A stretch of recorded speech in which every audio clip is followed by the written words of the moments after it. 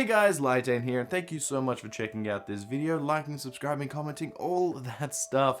It really does mean a lot to me, especially in this video because I'll be talking about a very obscure game series. And yeah, I'm going to be talking about the entire series. So let's see if Fallen Legion is worth it.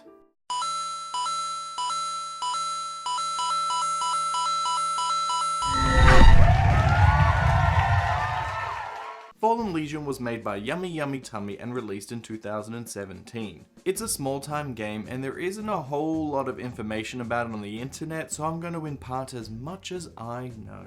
The story takes place in the fictional country of Phenumia, and depending on which edition of the game you play, you get to follow a different story. The first is Sins of an Empire, which follows Princess Cecille, who finds a magical talking grimoire after her father passes away. Using this tome, she can call forth dead heroes to fight for her.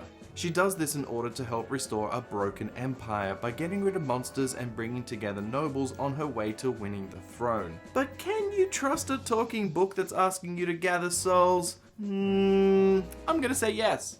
But Legatus Laendur, the main character in the second game called Flames of Rebellion, doesn't think that that book is a good thing. He sneaks into her chambers trying to destroy it, only to find that he can't do it. He does rip out a couple pages though, and it just so happens these pages allow him to summon dead heroes to fight as well. His story follows him trying to stop what he thinks is an evil princess by gathering an army and starting a rebellion. He thinks what he is doing is noble, but can overthrowing a people using dirty tactics and lying be noble?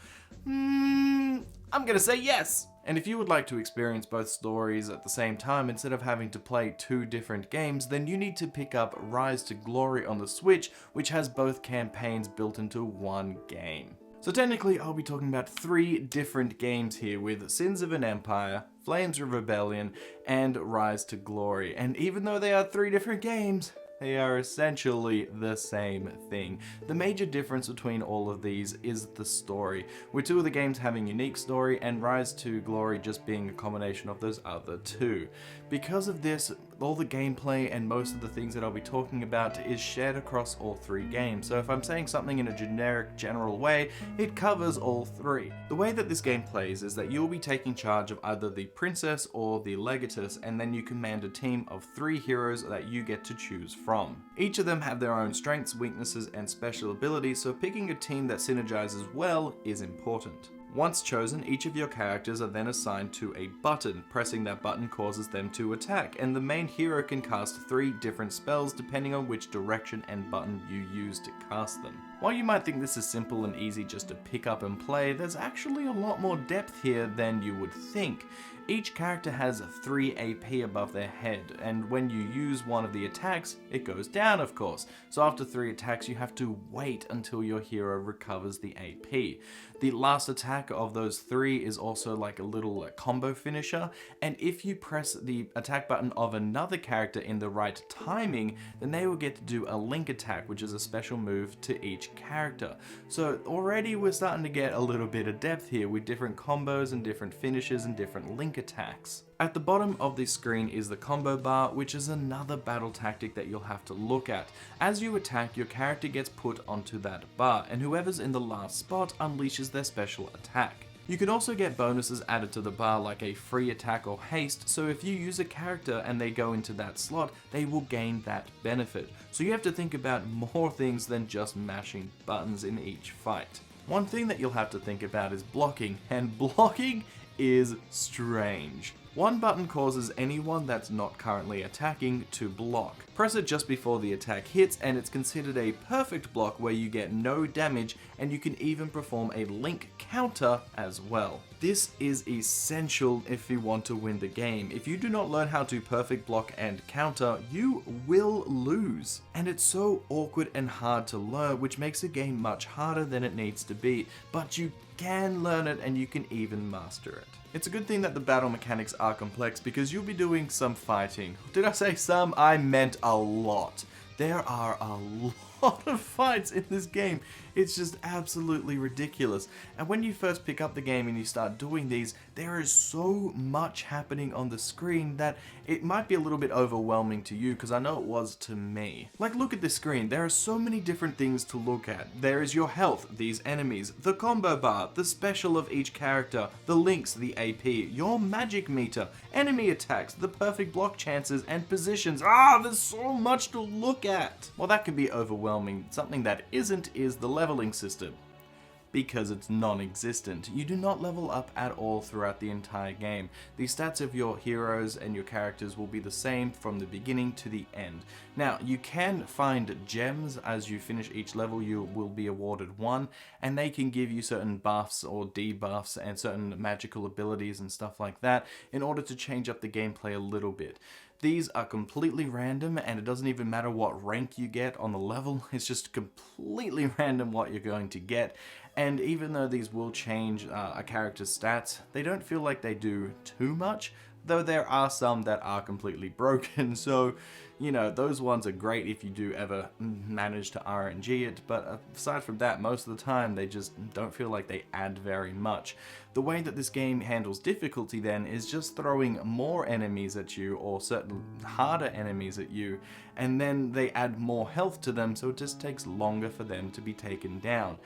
That's it. So as long as you learn how to perfect block, then the enemies just become a longer fight instead of a harder fight. Except for the boss fights. They are all unique, and they fight very differently from one another and to all the things that you fought previously, and you need to learn their attacks in order to win the fight. Certain bosses are unique to each game, so even though most of the combat is the same, when you get up to a boss that you haven't encountered in one of the other versions of the game, it can be pretty exciting. Each boss has an enormous health bar, and they also have a break bar, which is represented by that yellow line, and if you deal enough damage to them or do a certain condition to them, then they get stunned, and you will be awarded unlimited AP for a short while. While some of the bosses are fun and interesting, most of them are hard as nails. Like I said, if you do not learn how to block, you will die to them very often, just like I did. They were the main cause of my death. I think I died like once or twice throughout the entire game, but bosses,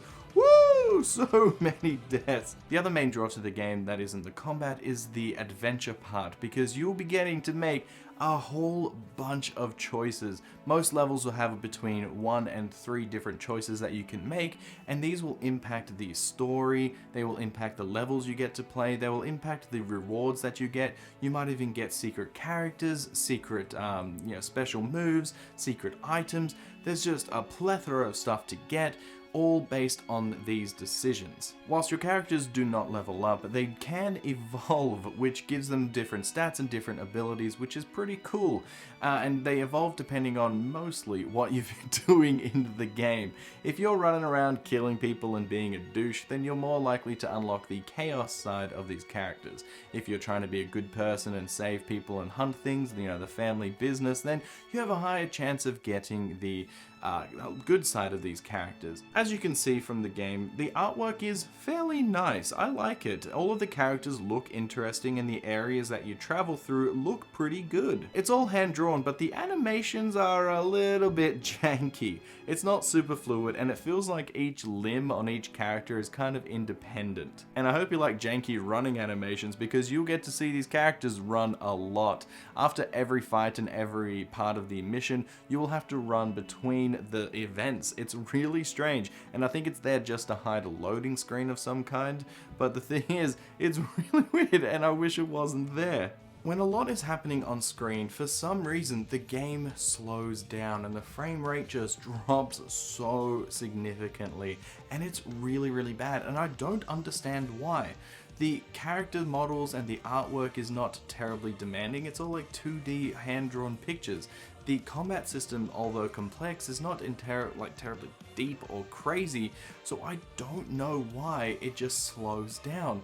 And because perfect blocks are so important in this game, when the game slows down, it doesn't actually make it easier. It makes it harder to do those perfect blocks, because frames will be skipped. And if you're trying to do a frame perfect action and your frames are skipping, oh man, it is ridiculous. Most of the times that I was dying, especially in the final fight of the game, because it is the most taxing on the hardware, it was just ridiculous and almost unplayable. I had to guess and learn how to play through a janky, broken, slowed down game in order to beat that final boss. It's just ridiculous. In the Switch version of the game, Rise to Glory, there is a patch which helps out with a lot of the slowdown. There is still a little bit of it, especially in the final fights of the two main games, but a lot of the other slowdown in the levels has been fixed up, so that's good. So far the Switch is probably the definitive way to get the game because of that one little patch. But I personally played it on the PS4, and that's a powerful machine, and it can't even run like hand-drawn animation. Darn. Story-wise, each of the games is a little bit subpar. Only the monologues are voiced, which happen at the start and end of certain levels, and the rest of the game is just text. Each story has some interesting parts that I will not spoil, but as the game is a game of choice, it is surprising that there is only one ending. At the end of the game, your choices don't matter. You will always get that same ending. And while the game does have many paths and a few unique level ideas and even a few unique bosses depending on what choices you make, if you want to unlock and see everything in the game, you're gonna have to play through it multiple times. The thing is though, is that you're not given very many clues or feedback to what any of these choices actually do.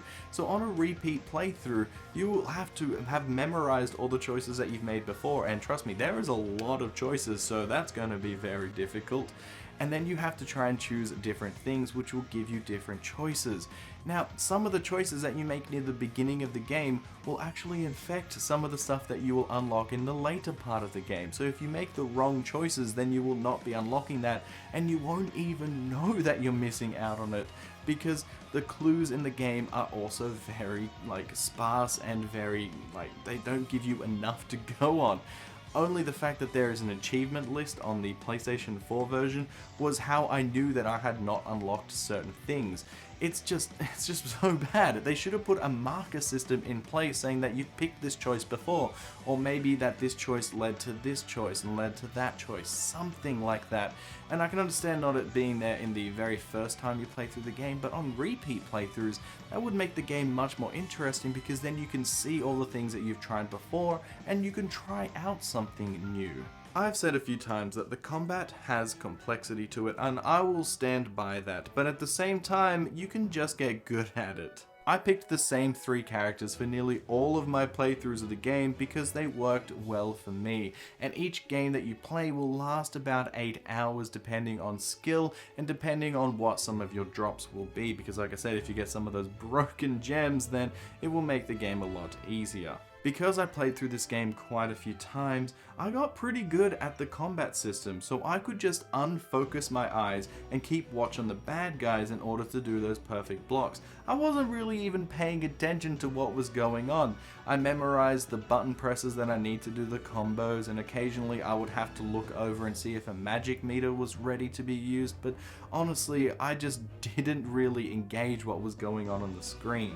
Even with the replay value with all of those branching paths, there is very little incentive to go for them either. New Game Plus lets you keep all of the characters and the buffs that you have learnt, and that's about it. But any of your spells, the gems, and the choices that you have made are completely wiped clean. You'll be starting from scratch. In my opinion, I think that the Fallen Legion game series is not worth it. And it's actually really hard to come to this conclusion, because this is a game that I liked but hated at the same time. I was having fun, but I wasn't. I enjoy the fact that there is a complex battle system. I like the idea that there's a lot of choice in the game, offering new paths and new things to do. But both of these are not handled in the best way. The combat can get pretty boring, and it is very, very repetitive. Like I said, I was unfocusing from the game and not even paying attention to it, and still being able to win, except for the boss fights where I'd have to pay attention.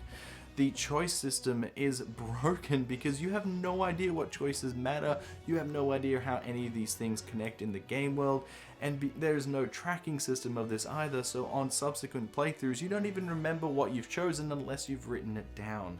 There is very, very little online community support for this, so that means if you were trying to go from the Platinum on the PS4 version like I did, it is really, really frustrating.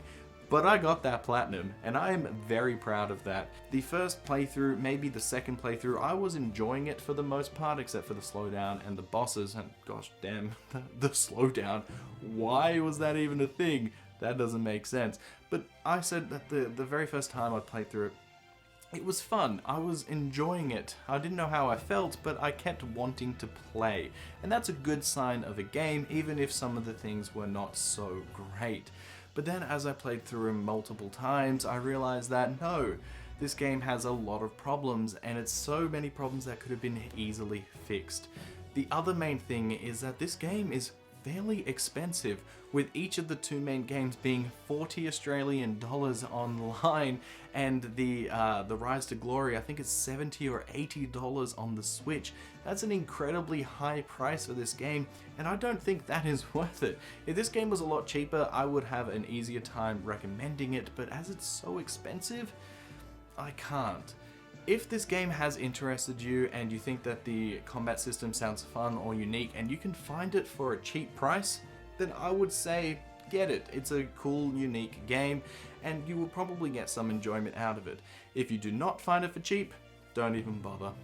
Don't even bother. So guys, tell me what you thought about the Fallen Legion game series. Did you like it? Did you hate it? Did you even know about it? Because I only found out about it not too long ago because the Flames of Rebellion game was on the PlayStation Plus store in Australia for free. That's the only reason why I got it and played it. So if you got it as part of the thing for free, then play it. It was actually like a pretty interesting game.